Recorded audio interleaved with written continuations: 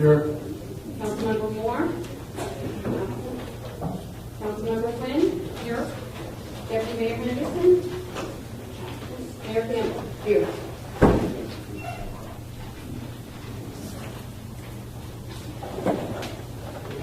Special events. Special events. Special events. Gilmore. Good evening. Good evening. A couple of special events here. The first one is the Caring Canvas Summer Camp. And the Caring Canvas Summer Camp, that's an event that we ran last year. Where Burgess comes in and does a free summer camp, primarily art orientated for Asbury Park children. It's a great event. And she asked permission to use the transportation center, which we have done in the past for free, since the camp itself is free for the children in Asbury Park. The Special Events Committee has reviewed this application and recommends that we move forward with it. I have one question. There was a couple of people that came to a council meeting, I think it was last August or September timeframe, asking that we waive fees, and ended up that we took up a collection so they could. So here's my question: how and when do we decide to waive fees? Well, it's a council decision, is what it is.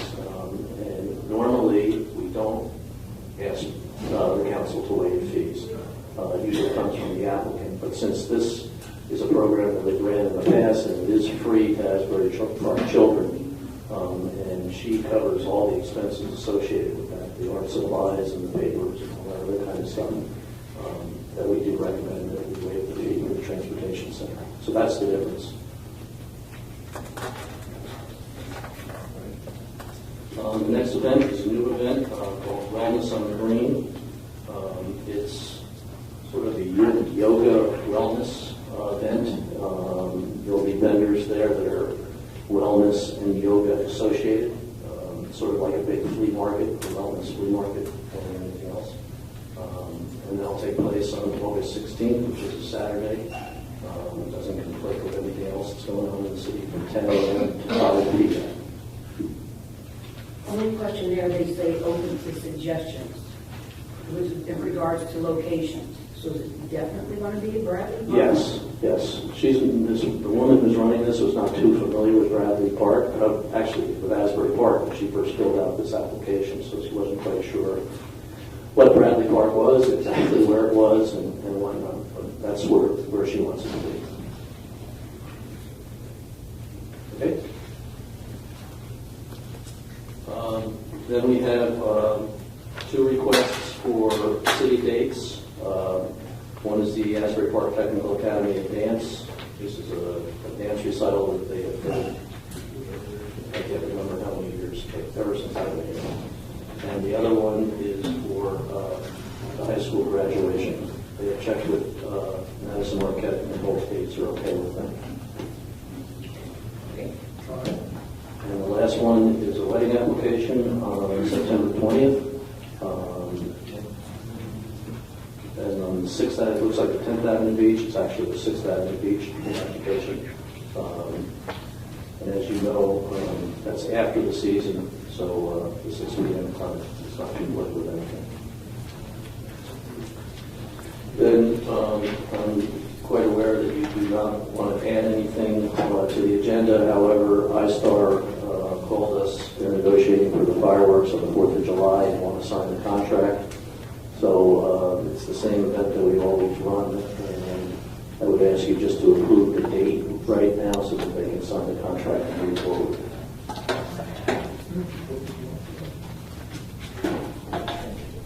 Tom, what did you just ask us to do just now? Approve the date for iStar to do the fireworks on the 4th of July. And what date is that? They are going to have the fireworks on the 4th of July. We always do the fireworks on the 4th of July. Tom, let me ask you a question. Is there a reason why they got this to us so late? I really don't know, Mayor, but just came in on Monday. Okay, Let me just make myself clear, and I've stated previously, that anything that has not come in with our packets, and I think I just saw Jackie Pappas walk in, and I voted against something that she wanted, and she kids me about it all the time. But, they knew that they were going to do this. There's no reason why I couldn't have gotten in sooner. So I have a problem with that, but I will say yes. Okay, thank you. Thank you, Tom. Although there are no presenters listed on the agenda, our city engineer, Joe Kuna, is prepared this evening to discuss with City Council the activity plan for Springwood Park. And on this evening's agenda is a resolution for City Council to consider authorizing a contract with the architectural engineering firm that would begin the work at Springwood Park. Joe? Okay. Thank you, Mr. Manager. Good evening, Council. Just like to inform you that we did put out the RFP for the professional design, bidding, and construction administration services required to see this project through from beginning to end. I'd like to present the results to you. As you received in your packet, we have a resolution recommending an award. I received over 35 requests. We did actually receive 7 firm proposals, ranging in price from $107,515 to $236,000, approximately, from 1 to 7. Myself and the city manager reviewed all the packages, and ideally, the lowest bidder also submitted the best package. So in this case, there was no need for further deliberation. So we can go ahead and recommend that we award to Suburban Consulting Engineers in the amount of $107,515. To get that started right away. Rolling right into, I'd like to give you a breakdown of the schedule and how that's going to run, assuming we award tonight. Okay. So we could begin design immediately upon receipt of a resolution by the vendor, Suburban Consulting Engineers. We looked at design and bid duration of about 12 weeks. So 3 months brings us to a potential award of contract by the end of September, and that would put us at hopefully groundbreaking by mid-October, depending on how fast we get those contracts done. I think that is a doable time frame there. And then the duration of the work, which includes excavation, grading, utilities, electrical, plumbing work, courtyard surfacing, the walking track, fountain, and the site furnishings. All of that work would bring us through winter, as most of it, if not all of it, can be done through winter, out to March of 2015. Then we'd be at prime time for landscaping in the spring, complete that by the end of April. If fencing is determined that it will be installed during the design process, that will require 3 weeks at the very end so that we can access with all the landscaping materials. And I'd be looking for a ribbon cutting sometime near mid to late May of next year. And that's all improving everything. Let me ask you, with that, can you have those time frames published or maybe at the council meeting or even on the website? I know that when the infrastructure work was done on the west side, that eventually there was a time frame of what streets and what would be done sequentially. So there was some type of anticipated deadline as to which street would be done when the project will be done. Okay, that can be done. This preliminary timetable was included in the RFP, so every vendor who submitted a proposal knew the time frame that they were bidding on, so numbers were adjusted accordingly. I asked that you allow me to wait until we get a little further design, when we firm up, and I work with the actual vendor to get this together, and then I'd be a lot more comfortable to put that out there everywhere, wherever you'd like, so that everybody can see as we go along, especially prior to construction start. Just for clarification for the public. The design on Springwood Avenue in front of the park is the design of what will be going into the park. Is that correct? For the most part, yes, because it ties back into the requirement of the 3 phases of grants that we received. We received $750,000, consisting of 3 $250,000 grants from the county. It's never been done before. This is the first time. It's a pilot for them. They're as anxious as we are to get this done. So I'd like to go ahead and put that out in that manner. But Joe, could you go over to talk a little bit about the pilot and how it was developed, what is contained in the pilot? yeah, it's not an actual pilot. I apologize. It's probably a bad term to use, but it's a first time we're doing a project such as this. When I first got here in 2012, I approached then City Manager Terry Reed about trying to phase the project in order to get it funded in a more reasonable manner. We had received in 2009 the first grant for $250,000. However, the construction estimate was $2 million. It seemed insurmountable to be able to reasonably gather enough funds to get this thing built. So in my prior experience in West New York, we had done the exact same thing, and we were able to get 3 subsequent, very similar, groundbreaking, if you will, type project. The project didn't come to fruition, but the grants did. They received 3. So that's exactly what we proposed. They asked us to break it out into a phased plan. They amended the 2010 award that was applied for in 2009, and then we subsequently applied for phase 2 and 3, and here we are. So we've already used phase 1? No, we haven't. I should clarify, phase 1A, if you will, was a 75% grant for the acquisition of the property in the first place. We received, or we will be receiving, the reimbursement for the money that we outlaid for the purchase in the amount of $86,000, which we could put right back into our match on the funding to get this built. Or we could put it towards these soft costs. These are called soft costs, the design. So you will break down what happens in phase 2 and the amount of money, and in phase 3, which is the final disbursement. What's going to happen in the coming days, so the coming months, while we proceed with designs, we're going to meet with the county, and we're going to erase the lines that draw the limits of phases and turn this into one big project, so that it's not triple the work. It's one time. We streamline it. We call it one conglomerated phase, if you will, or one conglomerated grant, and we work it as one project from that point forward. The county has agreed to doing that.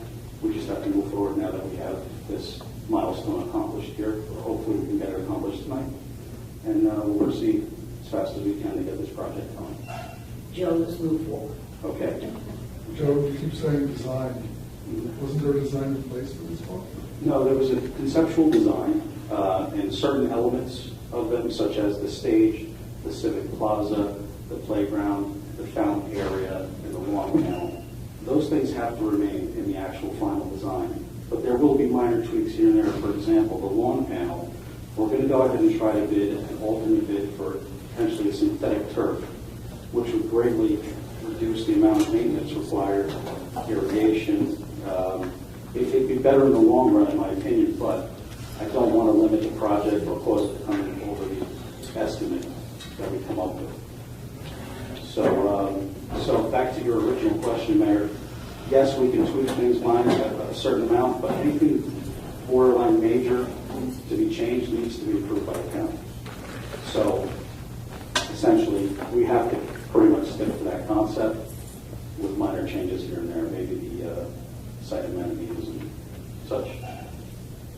So just so I know what we're spending the money on, because I would, my question for John is for someone, so we have a picture of what we want the park to look like, and this person is going to elaborate on that picture? If I could, Joe, jump in, we do have a schematic of what we'd like to see, and that was the initial desire of the community. But fountain, someone has to design the exact fountain, how to run electricity to that fountain, So you're going to do all of the bid specifications necessary for every aspect now to be able to design a park. It's like on the back of an envelope, we're going to say, okay, we want our kitchen here, but now somebody actually has to draw the actual specifications so someone can build that kitchen or bathroom. And that's what the architect and engineering firm will be doing. In addition, almost half the cost is for construction supervision. So they will have a full-time supervisor monitoring what the contractor is doing on site. And can this money come from what, part of the 750? It will. Okay. I think a portion, yeah, there's a portion allowed in the calculation. When you say a portion, what does that mean? I'll have to get back to you on the exact portions, I'll check with Karen. But it was always intended in the breakout that we were going to use our funds, the limited funds that we had, to fund anything up front, including the playground, which we did. And then anything on the back end, meaning the hard raw construction costs, so that nothing can be argued. We have to meet 750,000 plus our match, which is 25% of the overall. In order to maximize all three grants, we have to spend $1 million in construction, raw costs, straight park costs. So the 750 will need to be taken over for taking over the construction phase itself. That's just a matter of keeping it cleaner, but I could get back to the calculations and decide for that round. I'll email you if I want them. Okay. So don't get it. I would like to add one little thing here. It's not little, but it's going to make a difference. Your approval tonight would be subject to approval by the DCA as well. But basically, any type of contract like this is all subject to the same approval. So, and when I say the DCA, it's the Division of Local Government Services, who handles our state. When this bidding and construction company comes to town, is there a way that we can strongly encourage them to hire similar local contractors in that process? Yes. How do we feel about it? That all becomes a part of the actual design. We specify that. We put certain language in there. Okay. We've done that on past projects. I don't believe legally we force them to. We always strongly encourage it. Can we incentivize it, correct? I'll take a look at that with Joe and legalize the language that we feel will help protect the city, but eventually their intention to make sure that they use their best efforts to include local workforce as part of the effort with this project.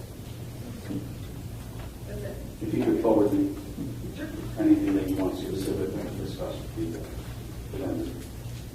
Sure. Now's the time. We'll play it all out. Okay.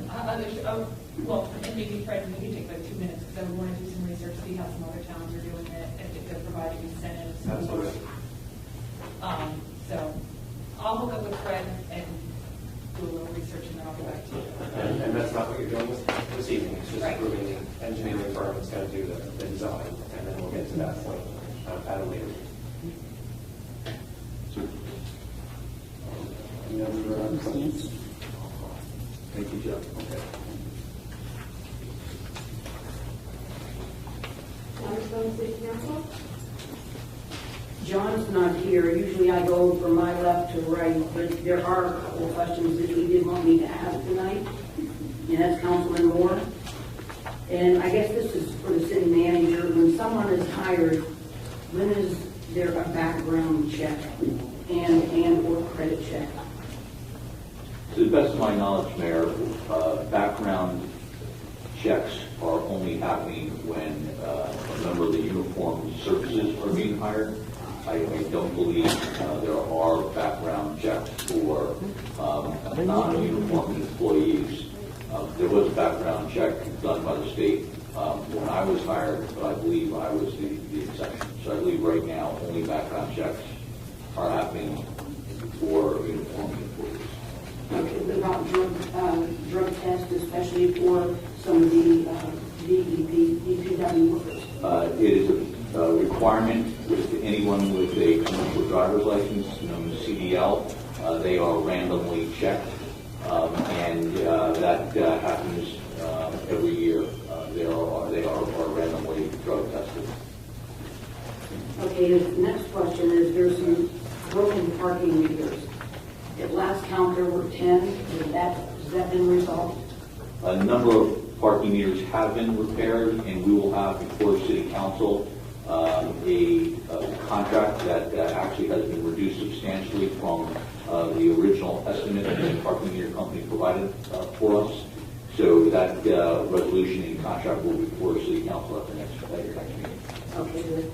And then third of all, where do you stand as far as collection on past due fines to the city, to the courts? I can address that. I'm happy to. I just received a phone call recently from Patricia Green at the municipal court, letting me know that the administrative office of the courts, which is where this matter sits right now, wants to do a conference call with Ms. Green, myself, and representatives of their office to review some terms of the contract.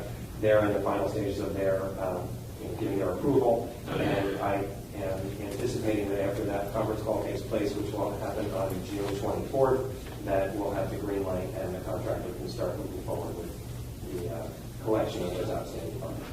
Everything was subject to and contingent upon getting the approval of the administrative office of the courts, which is where the matter is pending right now. Okay, Councilman Fredo? During May, I had a chance to go over to Charlotte Church's health fair that they have every year. It was a wonderful event. They did a great job. I was hoping more people would be there. I mean, it is actually a lot of fun and it's very informative. And I hope that in the future, maybe the city could help push that a little bit because it's something that's absolutely very necessary. And, you know, they really gear it towards kids. They really gear it towards some adults also. They gear it towards children to show them ways of how they can make themselves healthier and, you know, what type of foods to eat and like how much sugar is in soda because a lot of people don't know. But it was really a very nice event. I did have a chance to speak to the pastor of Charlotte Church. That's it. I have nothing else. Councilman Quinn? I have a couple of things. Jack, that the council has a new website and the parking consultant, and then I know it's kind of sitting on the state's desk, and I wondered if we could, if you don't already have one, if we could just get it to how we could get those moving, particularly parking. The parking consultant would want to evaluate right during the highest month that we have the most amount of people in town, so it would be kind of important for her to get here and start that process. I will endeavor to move the state along with that approval. My notes are discombobulated, so I have parking meters, so that's done. Joe, repainting the parking spots on the waterfront. Just the lines and the numbers because they're fading and Jill Lake Drive, you can barely see them. Do you have a time frame on that? We can start as early as next week. I know we've ordered the paint and received it, so we also just hired seasonal labor, which is a key part of that operation, to work with Robert Taylor, and we'll start on that next week. Probably. Yeah. I just wanted to mention that John Moore's not here tonight. His wife Vera's father died on Sunday, so the services are tonight. And I'm sure I speak for the entire council when we offer his family our condolences. I should have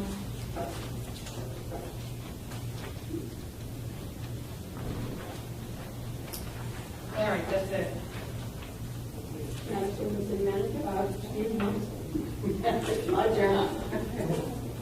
First of all, I would like to read a letter from the Asbury Park Homeowners Association.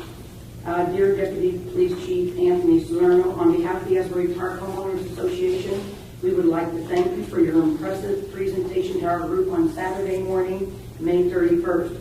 Homeowners were very interested to hear everything you had to say. It was great that you explained the history of the last 60 years of the policing in our city. They were also appreciative that you had a question and answer session. I think that everybody left the meeting a greater understanding of the police department and a bit more optimistic about the future of Asbury Park. Everyone wishes you great success in your new position. Thanks again for your time on Saturday morning. If there's anything that we can do to help in these endeavors, please don't hesitate to contact me. Pat Rosano, President of the Asbury Park Homeowners Association. I would also like to mention I am reappointing Garrett Giverson Jr. To the Planning Board. The mayor gets to appoint a representative of the city. Formerly, it was city manager Terry Reedy, and so it's going to be Garrett Goderson at this point. The other thing, have been two people that were appointed about 2 weeks ago to the library board. It's Emily Marion and also Dolly Cerneski. And so we have a full library board at this point, so they should be moving forward and taking care of the necessary business. There are 4 other appointments on the planning board. And if I can explain this, one person has to be a council person who happens to be John Moore. He's called a Class 3 appointee. There are 3 other people that are called Class 4 appointees. Currently, they are Saressa Grillo, Robert Feinstein, and Anthony Perillo. At the next council meeting, the council will decide, because all of those terms are up, all 4 of those terms are up, who will be reappointed to the planning board. Mayor, if I can just elaborate that those terms are up on June 30th, so the council has enough time to make those appointments at the next council meeting before the expiration of those 3 terms. Okay. And I might mention previously, as many of you may know, I stepped down from the planning board, and I appointed Harold Stubbs to that board as the mayor's designee. Memorial Day celebration, there was a nice turnout for the Memorial Day celebration, and I encourage everyone here, if you get a chance, because I bet you everyone here has someone in their family that was in the military at some point or another that may have passed away. So it was a wonderful, there were 2 ceremonies, they were both very wonderful. I think many people are here tonight because of the recent announcement that the Michaels Group is working very hard to get financing to start their phase of the Springwood redevelopment. Our city planner, Don Samet, was here earlier. He gave a presentation. Unfortunately, he was not able to stay tonight. However, Mr. Kelly is going to be here for the open portion of the meeting, public portion, to answer questions, as many as he can, that you may have. And we have invited the Michaels Group to return at the next city council meeting to give a presentation of what their plans are. That's it. I just wanted, one of the things I forgot is Madison Marquette and Jack for getting the stairs open on the anchor span. People had asked about building new stairs, which is not feasible this season, but for making sure that people can get down to the beach Saturdays and Sundays on that side of Convention Hall. So very much appreciated. That's from the city manager. The only item I have, I mentioned earlier, council, is the city's joint insurance fund is meeting in the city. We are one of 20 cities that participate in this particular joint insurance fund, and that meeting will take place on June 26th, starting approximately 9 a.m. if anyone would like to attend. Matters from the city attorney. Yes, just one matter. I'd like to let the public know that the council is going to be taking action this evening on one matter that was addressed earlier during our executive session, and it's a resolution authorizing settlement of the matter captioned Sunset Mansion LLC versus City of Asbury Park and the City of Asbury Park Zoning Board of Adjustment. That matter was listed on the public agenda that was put out on the city's website prior to this evening's council meeting, and a copy of the resolution was included with the public package, but not the settlement agreement. Essentially, the settlement, which deals with the use of the property located at 401 Sunset Avenue, will mandate that the property owner must reduce the number of residential units at the subject property from 4 to 2, and there will be a hearing before the Zoning Board of Adjustment held on July 8, 2014, a full public, what they call Whispering Woods hearing, relating to the use of that premises. That's all I have. Thank you. Motion passes. Close.